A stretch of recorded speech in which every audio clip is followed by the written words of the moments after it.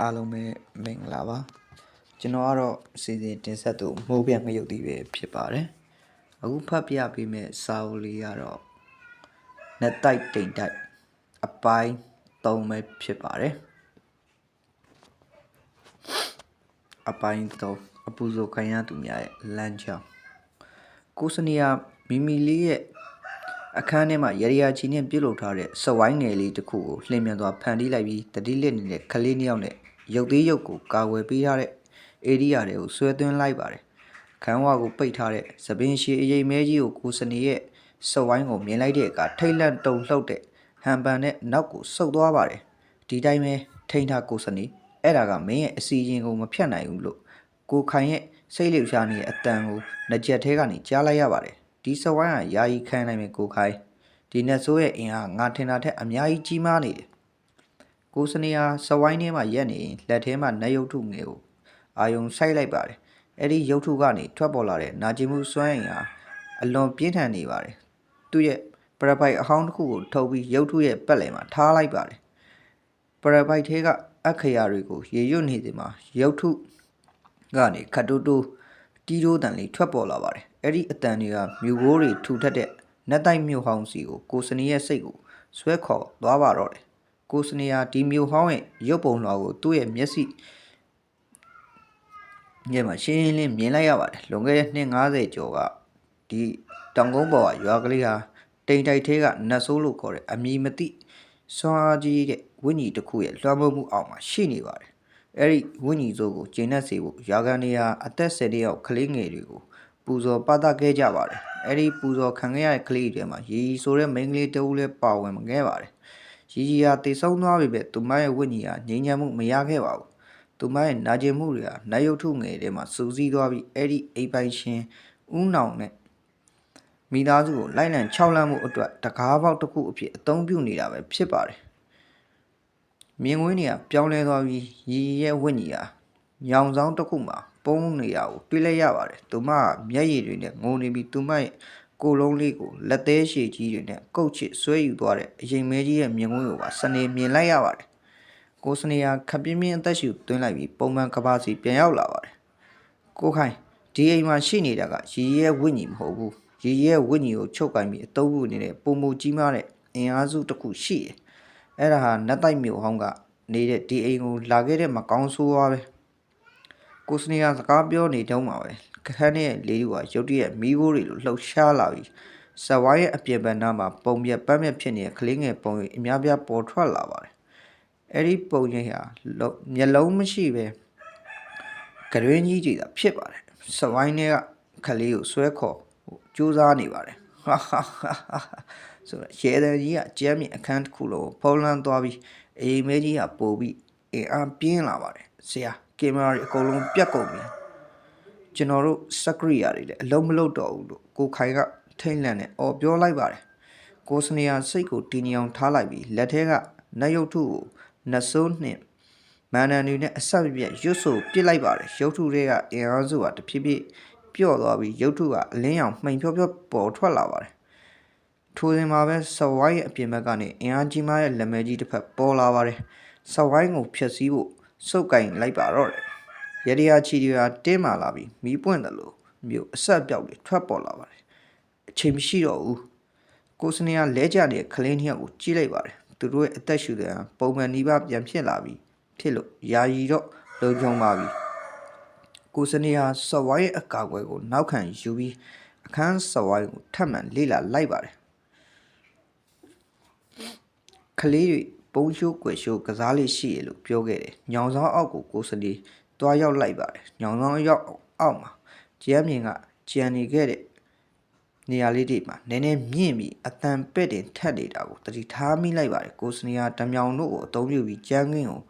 ထိုးခွဲလိုက်ပါတော့တယ်အောက်ကိုဆင်းတဲ့လှေကားအုပ်လေးတစ်ခုကိုတွေးလိုက်ရပါတယ်အဲ့ဒီလှေကားဟာအမောင်တို့ကို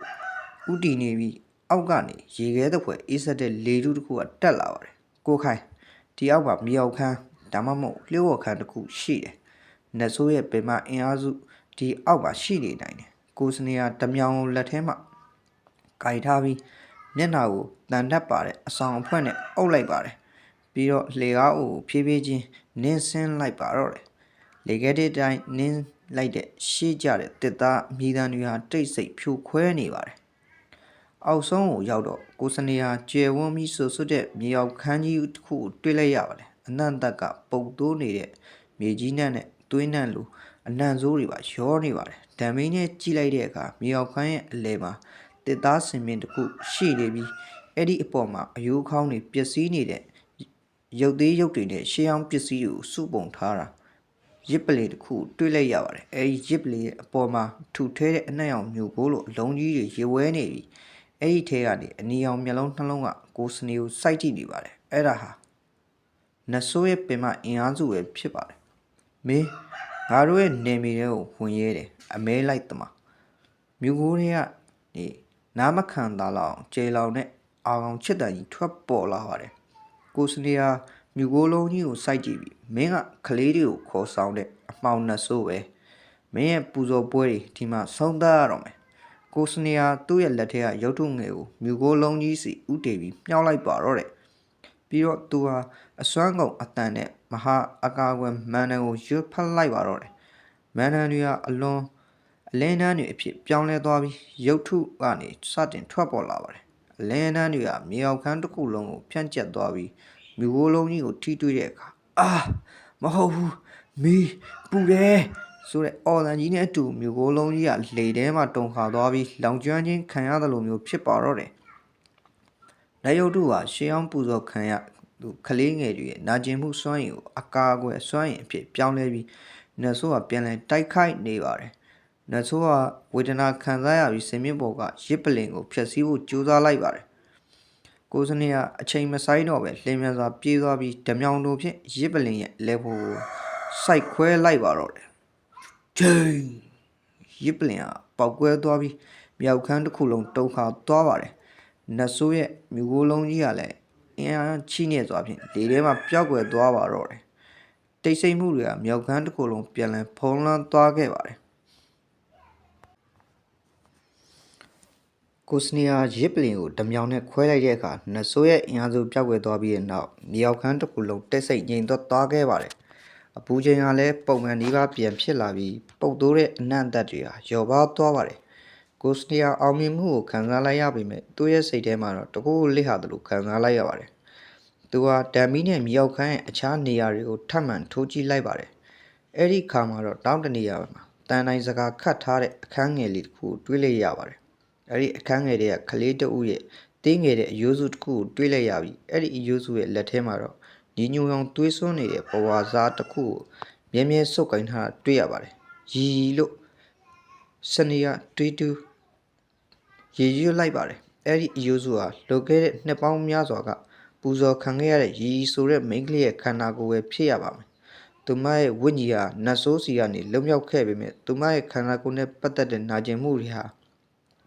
ဒီအိမ်မှာကြန့်ရှိနေသေးတယ်လို့ကိုစနေခံစားလိုက်ရပါတယ်ကိုစနေဟာရီရဲ့အယိုးစုကိုဂါဝရပြုတ်လိုက်ပြီးတဲ့နောက်မြေအောက်ခန်းကနေအပေါ်ဓာတ်သို့ပြန်တက်လာခဲ့ပါတယ်အပေါ်ဓာတ်အခန်းထဲမှာကိုခိုင်ဟာတကားကိုအာရပါရ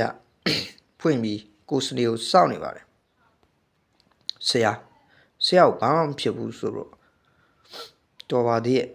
ခုနကအောက်ကနေပေါက်ဝဲတန်အတန်ကြီးတစ်ခုကြားလိုက်ရတယ်ကိုခိုင်ကစိုးရိမ်နေကြီးပြောလိုက်ပါတယ်ပြဿနာပြီးသွားပြီကိုခိုင်နတ်ဆိုးရဲ့အခြေစိုက်ရာကိုဖျက်ဆီးခဲ့ပြီခလေးတွေဘလို့လဲကိုခိုင်ဟာစဝိုင်းနဲ့ခလေးနှစ်ယောက်ကိုလက်ညှိုးထိုးပြပါတယ်သူတွေ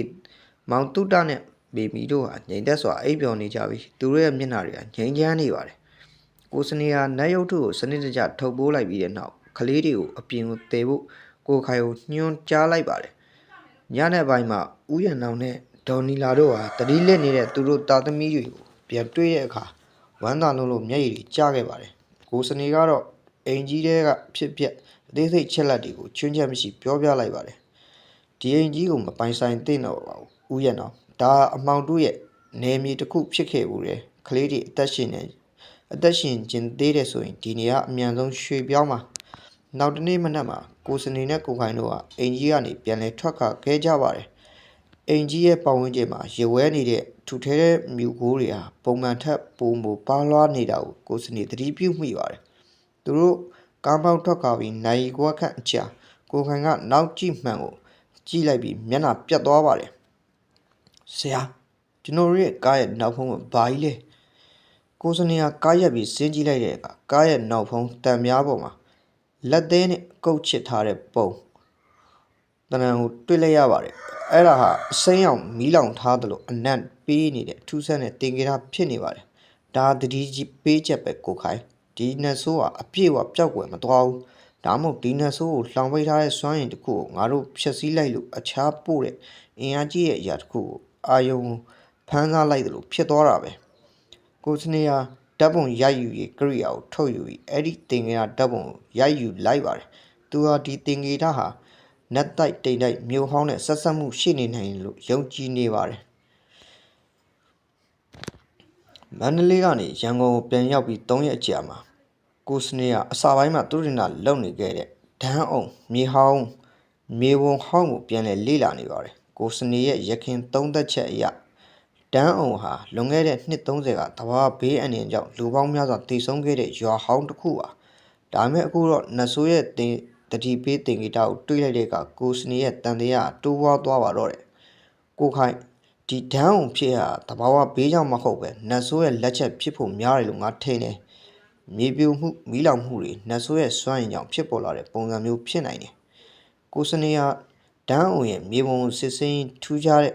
အချက်တစ်ခုကိုတွေးလိုက်ရတယ်ဒန်းအောင်ရွာဟောင်းရဲ့လေဘူမှာစက်ဝိုင်းပုံစံအဆောက်အအုံတစ်ခုရှိနေပါတယ်